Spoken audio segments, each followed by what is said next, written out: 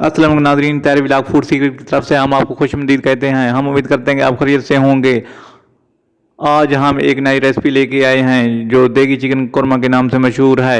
आप इस वीडियो में देखेंगे कि देगी चिकन कोरमा किस तरह तैयार होता है।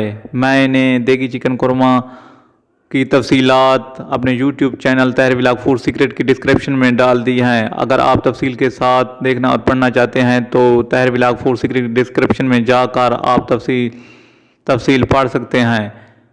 अगर आप मेरे YouTube चैनल तहरीर व्लॉग फूड सीक्रेट पर नए हैं तो मेहरबानी करके मेरे YouTube चैनल तहरीर व्लॉग फूड सीक्रेट को सब्सक्राइब कर दें और दोस्तों तक भी शेयर करें।